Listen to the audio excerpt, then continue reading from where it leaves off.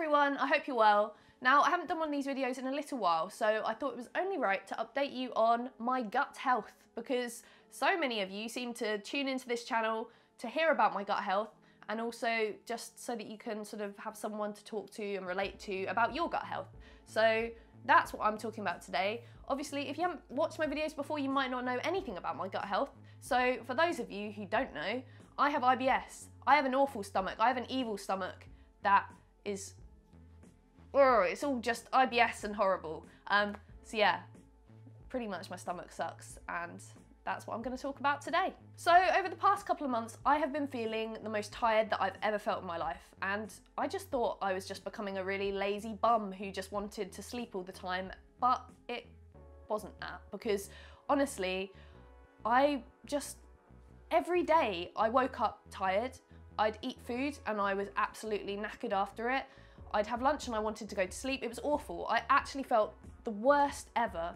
And also my legs. My legs were so freaking achy. Like I couldn't sit. I couldn't sit on the sofa without my legs aching. I'd have to stretch them out all the time. I felt like an old person. And this kind of started to worry me.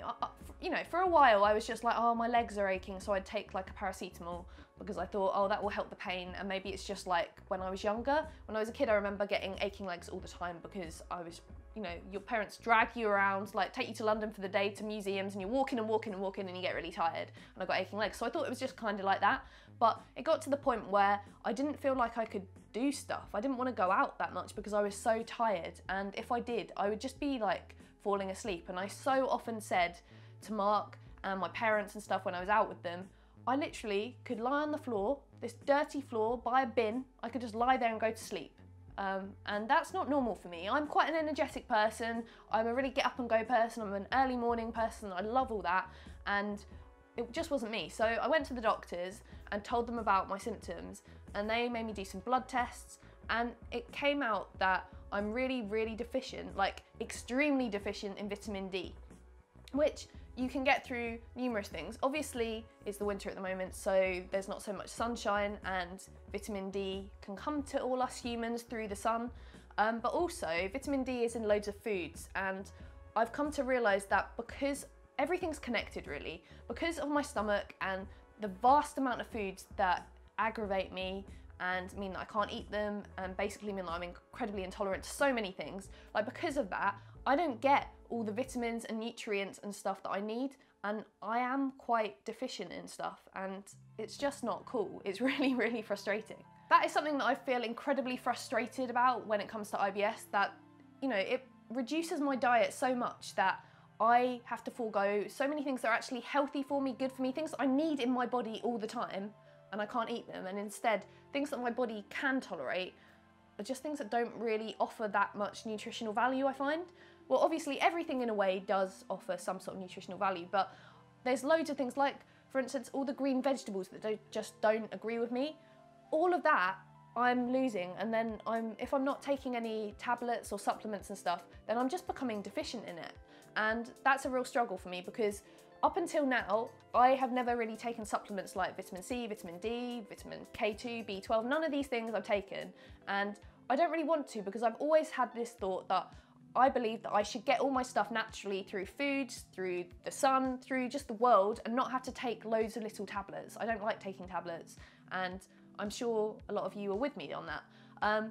So when I went to the doctors, they did my bloods, they said I was deficient in vitamin D, and she gave me some super, super, super high strength, not stuff that you can get on the shelf when you go to Holland and Barrett and look for vitamin D. It was like a 6-week program of really high strength vitamin D tablets, which I've been taking. And really frustratingly, I'm on like week 5 or week 6 now, and I seem to have lost them. I think they're in the house somewhere, so I definitely need to find them, because I take 2 a week and they've been making me feel so much better. Like, I haven't really noticed it that much until I really think about it, but I sit on the sofa now and my legs don't ache, and that is amazing, and I'm not so tired all the time. Though saying that, I feel quite tired now, but I have been feeling so much better. So I think I'm going to have to, because of my bloody stomach and the fact that I can't digest so many of these things that are nutritionally good for me, I think I'm going to have to try and start taking some supplements, especially vitamin D. And I've heard that with that I probably should take a vitamin C tablet and maybe something called K2, So I'm gonna try that out once these vitamin D high strength ones come to an end, because I can't take them forever, because otherwise I'd be like, I don't know, I'd be just going crazy on vitamin D because they're so ridiculously like high dosage. So yeah, it's really frustrating. And it's like, even though obviously with the low FODMAP diet, I have, you know, I've reduced loads of stuff in my diet, but I've been trying to reintroduce a lot of it back into it. Even when I do, I find that it's just not good. Like, I can't digest stuff. And because of that, like, it's not pleasant. But when I go to the loo, maybe sometimes I see stuff that I shouldn't see.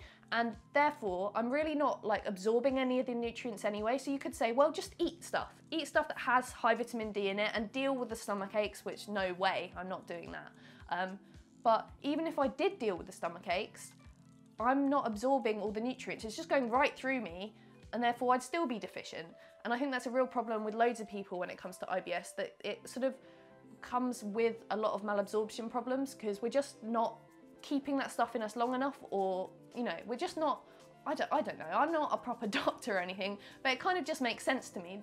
I hope it does to you as well, that if you can't digest stuff properly, then you're not getting the benefits of those foods, and therefore you're going to become like deficient in loads of different things. So yeah, that's where I am with my vitamin D problem. I'm obviously positives of the health update. I'm not so tired, I'm not so achy legged, which is really, really good. But that doesn't mean that, you know, the tiredness and the aching legs have gone and my stomach has just got better as well, because no, obviously not. Obviously my stomach loves to mess about and just play that evil devil all the time. And we've recently come back, well, not that recently, but we've come back from Paris, and I find that when you travel with IBS, it becomes even worse. And this was something actually for both me and Mark, because we both suffer with IBS. When we were in Paris, we had the best time, we had an amazing time, but it was, I wouldn't say ruined because I had such a good time, but it was kind of ruined in some aspects by our frickin' stomachs. They were just playing nasty. They were like, we want to be at home all the time. If you go out, if you travel all the way to Paris, we're going to be horrible to you. And like, even on the first day, we ate just something really simple and our stomachs started just bubbling up and being nasty and evil, and I was so bloated. I remember the first day, or maybe the second day, I was walking around the whole of Paris with my buttons on my trousers undone, which is not pleasant. Luckily it's cold weather, so I had a coat on over the top, but my trousers were undone. And these trousers, like, I wear much bigger trousers than I should anyway, because, you know, my stomach is just really, really inflated most of the time. But even then, I still had to have them undone. And how does that make you feel? It was like my birthday on this day. On my birthday, my trousers were undone, and I was walking around Paris like that. It's just not pleasant. It's not nice, and it's not fair. And I really, really hate it. But yeah, I have to say, you know, I try so hard. I remove stuff from my diet which really aggravates me, like the onion, the garlic, the beans, and everything else, like so much stuff. And I still struggle. And I was just wondering, actually, what you guys think. Like, do you take all these things out of your diet which you know affect you, but you still struggle every single day? I don't know what it is, really. I get the feeling that stress and worry plays a big part, because obviously every time I go on holiday, I travel anywhere, my stomach doesn't play ball. So before I go, I'm like getting a bit anxious about it and a bit nervous. And I think that doesn't help the situation at all, and that makes my stomach a bit worse. But yeah, I don't know what you guys think. If your stomach's, you know, does it feel so much better because you are eating better and you're eating foods that don't disagree with you anymore? Does that make you feel, you know, as good as you used to? Or are you still struggling because of stress and worry, or is there something else? I know that stuff like antibiotics and loads of things can affect your stomach. Like, the world affects your stomach every day. So I just wanted to know if you're the same, because I'm trying really hard at the moment, like really, really hard. I've been trying hard for ages, and I still struggle so much. And it's just a worry in so many situations about like going out for food and just having people around, and you know, there's so many things that I struggle with, all because of this beastly stomach down here. And it is a bit of a beast, because the other day I looked down at it and I was like, honestly, I could be pregnant. And sometimes I do, I think about it.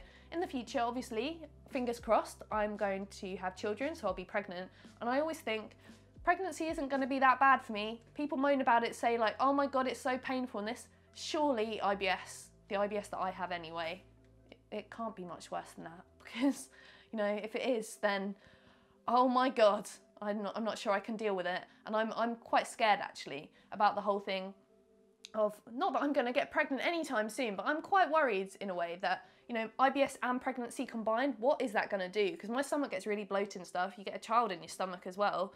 And how's that even going to work? I don't know. So if any of you guys actually have had children with IBS, I'd be really interested to know, just because I'm really nosy. And I know loads of people at the moment who are pregnant, and I'm not going to ask them about that sort of stuff because they're actually pregnant. It just seems weird. But I'm just nosy. So yeah, let me know. And this health update just really states that my stomach still sucks, and I hope yours doesn't. So yeah, as I said, let me know in the comments below how you've been feeling recently. Obviously, a lot of you guys often send comments to me, and I really, really appreciate that. And I love knowing how you're getting on. So if you've done that in the past, do it again, because every day is a new day with IBS, and every day we feel a bit different and we suffer a bit more, or we get better a bit more. So if you've had any sort of genius things that have not cured but have made you feel that little bit better, let me know in the comments below, because I need those things. At the moment, I do low FODMAP, I have a lot of peppermint tea, I try and do a reasonable amount of exercise. When I say exercise, I don't mean that I am like super pumping at the gym all the time, but I go to the gym for a really short period, a couple of times a week, and do a bit of walking. So just to keep my body flowing, that's the sort of thing I get up to.